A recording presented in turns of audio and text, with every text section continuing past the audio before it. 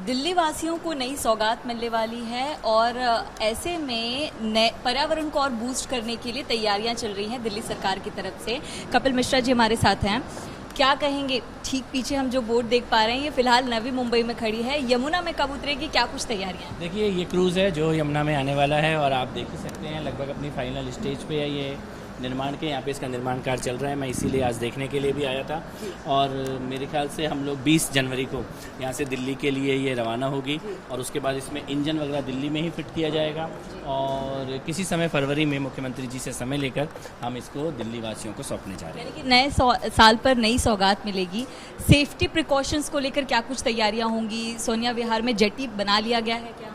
बिल्कुल जेटी बन के तैयार है और अगर आप इसका डिज़ाइन भी देखें तो ये जो ट्रेडिशनल डिज़ाइन होते थे उससे अलग है और किसी भी तरह से इसमें डिसबैलेंस होने का कोई गुंजाइश नहीं है। दुनिया में जो भी सेफ्टी और सिक्योरिटी के स्टैंडर्ड होते हैं, इंटरनेशनल स्टैंडर्ड, उनको हम फॉलो कर रहे हैं। नेशनल वाटर स्पोर्ट्स ने भी अपने स्टैंडर्ड बनाए हैं, उनको हम स्ट्रिक्टली फॉलो कर रहे हैं सभी नॉर्म्स को। और एक इंटरनेशनल एक्सपीरियंस दिल्ली में यमुना में लोगों को मिलेगा क्रूज़ का, इसके लिए हम पूरी तरह से तैयार हैं। कपिल जी, क्या ये इको फ्रेंडली है और इसकी लागत कितनी होगी? देखिए बिल्कुल इको फ्रेंडली है और इसमें इलेक्ट्रिक इंजन है, इसमें कोई भी पॉल्यूशन नहीं है। एनजीटी के ग्रीन नॉर्म्स जितने भी होते थे यमुना के किनारे और यमुना के अंदर, उन सबको हम लोग फॉलो करने जा रहे हैं। और बेसिकली इसमें सरकार के द्वारा कोई बहुत ज़्यादा इसमें खर्च हो नहीं रहा है क्योंकि एक एजेंसी है जो इसको चलाएगी और इसको चलाने के माध्यम से ही वो इसका कर्ज निकालेगी। लेकिन हम ये सुनिश्चित कर रहे हैं कि दिल्ली वालों के लिए अफोर्डेबल हो और ऐसा भी कोई ज़्यादा प्राइसिंग इसकी ना हो कि दिल्ली के लोगों से दूर हो जाए।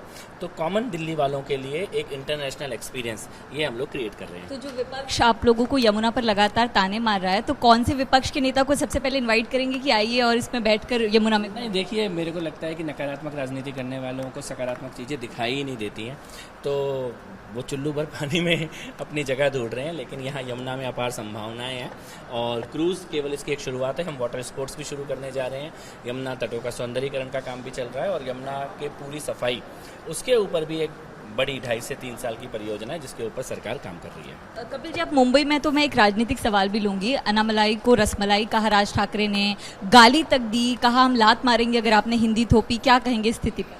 नहीं, देखिए जो उन्होंने कल बोला है वो ये बताता है कि एक तो वो जनता से कट चुके हैं, दूसरा वो चुनाव हार रहे हैं। एक हारे हुए व्यक्ति की हताशा भरी भाषा ये मेरे को वहाँ पर सुनाई दी। वो उनके बोलने में दिखाई दे रहा था कि अंदर अंदर वो घबराए हुए हैं, चुनाव में हार उन्हें दिखाई दे रही है और उन्हें लग रहा है कि मैं कैसे माहौल को ख़राब करूं।